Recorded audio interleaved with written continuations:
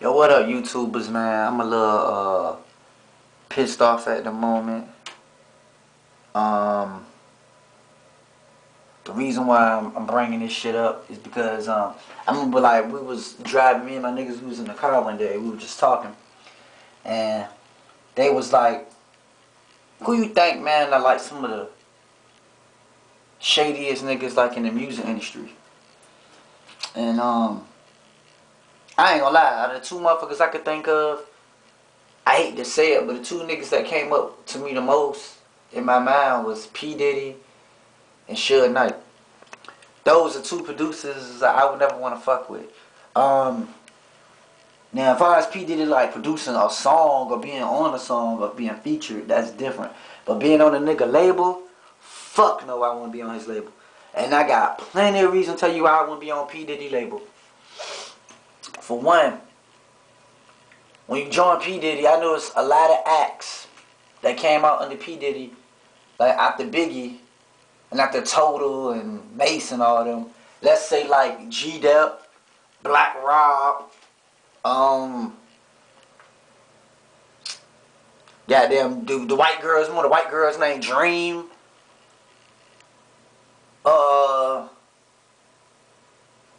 She even Mario Winans didn't do well. No, the point I'm trying to make is I noticed that a lot of motherfuckers that P. Diddy put on his label or some shit like that, majority of them only came up with one motherfucking hit. Then after that, you ain't heard from them no more. Only reason why I think Cassie making it like that because she's a model. She models clothes. I don't know if it's true, but I even heard that she's fucking P. Diddy. So maybe that's why she's still in the game. But, because she ain't came out with an album since goddamn '06. She supposed to be coming out with an album, but it didn't drop. At least I didn't know it dropped. Well, I never heard about it drop. I just got her first album. So if any of her albums after that drop, I don't know. The only motherfucker I could say other P. Diddy who did alright was this fucking Young Jock. That nigga had a lot of hits.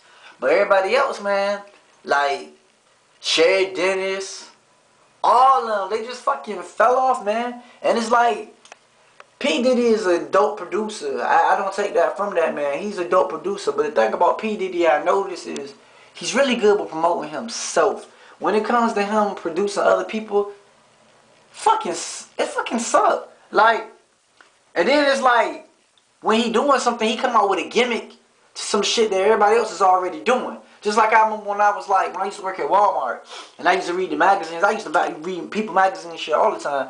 Because, you know, I used to want to rap and shit like that too. So, you know, I looked at it. And I know it's on one magazine cover, it said the answer to B2K is B5.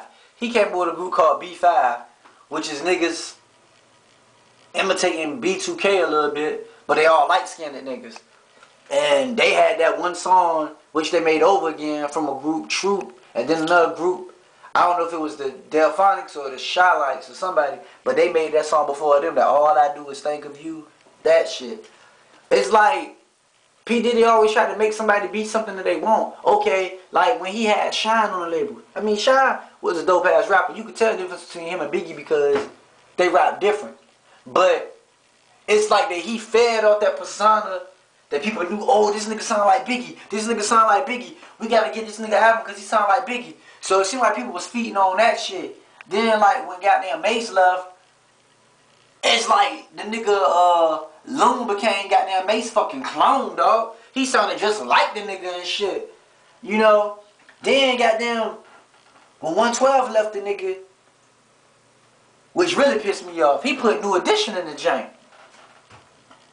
You see the video to that goddamn fucking give me your number shit? Baby, give me your number. Forget it, I don't need your number. And E make it hot for you. These niggas like 112, man. These niggas got on leather suits and shit. Make you say, ooh, baby. Dancing around in leather with rain and shit. And then they say, yeah, man, we went to Mexico to shoot the video. Y'all went to Mexico to do 2 scenes in the whole fucking video. All I saw was y'all niggas dancing out in the alley, then y'all in the club. Y'all could have did that shit in Boston, or y'all could have did that shit anywhere in America. Why the fuck y'all had to go to Mexico to do that shit? That shit's stupid. But anyways, like I said, it's like he tried to make these niggas 112 in the video. I was just waiting for them niggas to be like, if you sexy and you know it, clap your hands. I was just waiting for them to say that shit. You know? And, goddamn. It's just a lot of people he put up. What happened to goddamn, Danny DeCane? Them hoes, like, fell off. And I'm just saying, a lot of people that be with P.Diddy, they fall off, man. Like, they'll come in, they'll have, like, a song or something like that. But after that, you don't hear shit from them no more. Then it's like they can't leave the label because they got some shitty contract. And then when they did leave the label like Locks did, he had some shit signed where no matter what label you go to, he's still going to get paid from the shit you do. Like when Locks left, they went to the Rough Riders. They found out back in like, what, 2006 or 2005 that goddamn P. Diddy was still getting paid for shit they was doing when they was with the Locks. That's kind of fucked up. You know what I'm saying? And it's like, you gotta do shit like that to be relevant in the game. It's fucking ridiculous, man. You know, shit suck. And then, the reason I won't fuck with Suge Knight either is cause he's a fucking bully, man. You see how many niggas that nigga beat their ass and shit to get them on a fucking record label and shit? Just like when Dr. Dre left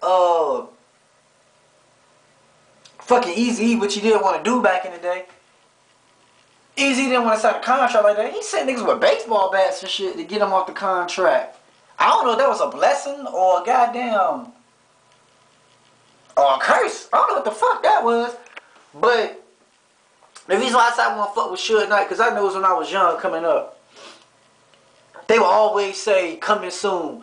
Danny Boy album, coming soon. Michelle album, coming soon. Sam Snead, coming soon. It was just live niggas that supposed to be coming out with albums. They just kept saying, coming soon. Them niggas never came out. The realest. If he ever did come out, I didn't know this nigga coming out, like, for real. If he did, it must have been underground or some shit. Because I ain't never seen a nigga, like real fucking album. Like, his straight up album. I never fucking seen it, man. I'm just being honest. And then Suge Knight fed on the same bullshit too. Just like when where he already had this nigga that was signed to him named Dominican, which called itself later the realest. But you can't deny and say that the realest don't sound like Tupac. If you say the realest don't sound like Tupac, you bullshit. Go look at this nigga named the realest. I mean, he got his own style. He's a little different, but he sound a lot like Tupac. He from Texas, though. But he sound a lot like Tupac, man. I don't care what nobody say. Then it seemed like when Snoop Dogg left, Suge Knight came with another nigga named Top Dog that sounded just like Snoop Dogg, but his name was Top Dog. What kind of bullshit was that? Then when Dr. Dre got out good, he had a nigga that tried to sound like Dr. Dre named Drayster. What the fuck? Then you know goddamn the realest sounded like Tupac. No question there. I mean, it's fucking ridiculous, man. You know how they try to feed off a fucking gimmick, yo. Like, I remember when they were having a talent agency thing back when I was just coming out of high school. And they were trying to sign like people to the Rough Riders and shit like that. And I went and rapped. One of the managers told me, he said, yeah, you sound good, but your problem is you curse too much. I said, okay, yeah, you right. I said, I could work on that. But then he was like, yeah, we looking for somebody who could be like a new Eminem or a new Twister type person. I'm like, wow. So for me to be in the industry, I gotta be an image of something that I'm not. You know? And it's sad, yo, because that's what they teach niggas. I see why now, when my homeboy Kevin was like, man, when you in the studio and you rapping, don't listen to, do the whole period you doing your album, he like, don't listen to other rappers. I never understood why he said that, but now I kind of do. Because I noticed in some of the shit I was rapping, I didn't mean to, but some of the shit I was rapping on a little bit, I was sounding a little bit like Tupac, a little bit like Game, and even a little bit like fucking, even a little bit like Dragon. I didn't mean to, but that's like most of what I was listening to when I was like trying to do my little album. I was listening to them like them three niggas the most. And you can, if you ever listen to some of my like shit, I never released it, but if you ever listen to some of my shit, you would see what I'm talking about. Now that's why they say don't really listen to other rappers while you doing your shit. But I'm getting off subject. But the thing I'm saying is those are the two producers I never fuck with because I noticed shit like that was going on. And I don't know. Remember when Young Jock left was leaving Bad Boy, and he said that if Puffy don't get me off this label, I'm gonna tell you the motherfuckers who was gay. I wonder who the fuck he was talking about, man. I'm still wondering who the fuck was he talking about. When he was like, when he was saying that shit, I just wonder who the fuck was he talking about, man. I would really like to know who them gay motherfuckers was. Just to see if my theory was right. You know what I'm saying? I don't give a fuck what niggas say. I believe you got that P.Diddy go both ways. I don't give a fuck what y'all say. I believe that nigga go both ways. Because he be having a lot of fruity ass niggas he be hanging with. So, I don't give a fuck what nobody say about that shit. But, that's just my personal opinion, though. I could be wrong, but that's my personal opinion. I think a nigga gay. I'm not mad because he's gay. Ain't nothing wrong with you being gay. But I feel like this, man. Maybe I'm wrong for this. I feel like if you do go both ways and you on that shit, come out the fucking closet, man. Don't just have motherfuckers thinking you just straight.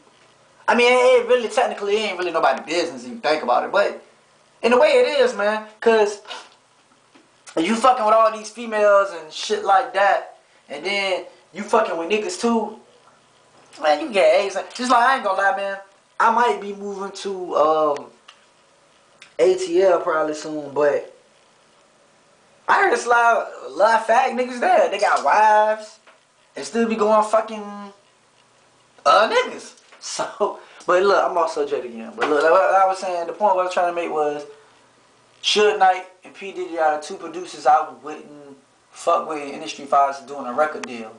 You know what I'm saying? And I just say like this, man, to a lot of coming up artists, man, if you can, man, you probably won't make as much money, man, but just be independent, man. Don't even depend on these mainstream record label niggas. All they gonna do is try to dick you around and take you for everything you got in the end. And you're gonna wind up not having shit at all. But memories. And you wanna leave your kids something, right? Well, I know I wanna leave my kids something. I'm just saying, man. This industry shit is just ridiculous, man. But I ain't gonna spend too much time when I'm done, man. I'm done.